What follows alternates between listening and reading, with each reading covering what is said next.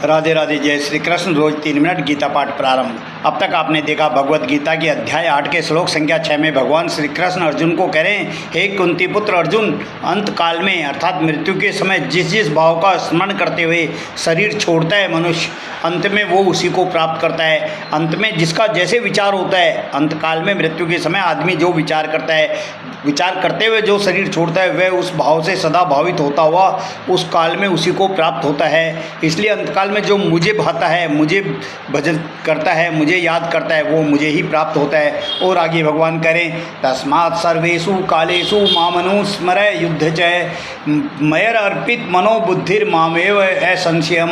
भगवान करें इसलिए हे भगवान करें अर्जुन को, इसलिए तू सब समय में, मतलब हमेशा सब समय में तू केवल मेरा स्मरण कर।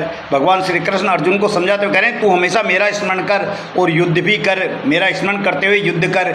युद्ध करेगा तो मन और बुद्धि अर्पित करने से तू सदा मुझे ही प्राप्त होगा।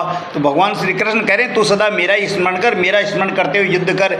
जो मेरा मन और बुद्धि से मुझे अर्पित करके, मन और बुद्धि मुझे अर्पित करके जो मेरा स्मरण करते हैं, वो अंत में मुझे ही प्राप्त होते हैं। और भगवान श्री कृष्ण करें, अभ्यास योगे योग युक्तेन चेतसा ज्ञानन्यगामिना परमं पुरुषम दिव्यम याति पार्थानुचिंतयन्।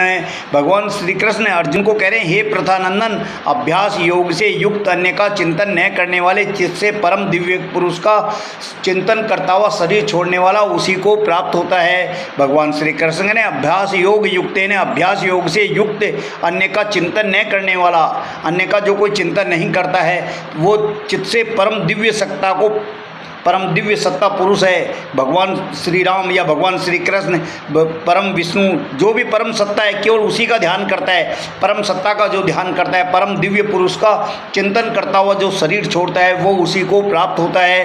तो भगवान श्री कृष्ण कह रहे हैं कि जो अंत में मेरा ध्यान करता है, वो मुझे ही प्राप्त होता है। और जो सब कुछ छोड़कर, अर्जुन को कह रहे हैं, जो सब कुछ छोड़कर केवल मेरा ही चिंतन करता है, वो सदा परम गति को प्राप्त होता है। इसलिए हे प्रथानंदन, अभ्यास योग से युक्त, अभ्यास योग से अन्य का चिंतन मत कर, केवल परम दिव्य पुरुष का चिंतन कर। दिव्य पुरुष का चिंतन करने वाले मुझे ही प्राप्त होते हैं। तो भगवान का कथन है कि केवल और केवल उस परम सत्ता को स्वीकार करें, परम सत्ता का भजन करें, और किसी का भजन नहीं करके परम सत्ता का भजन करेंगे तो आप परम गति को प्राप्त होंगे, सब जगह सफलता प्राप्त मिलेगी। भगवान कह रहे हैं, मेरा नाम लेकर, मेरा ध्यान करके युद्ध कर, और युद्ध में भी सफलता मिलेगी, परम गति को प्राप्त होगा।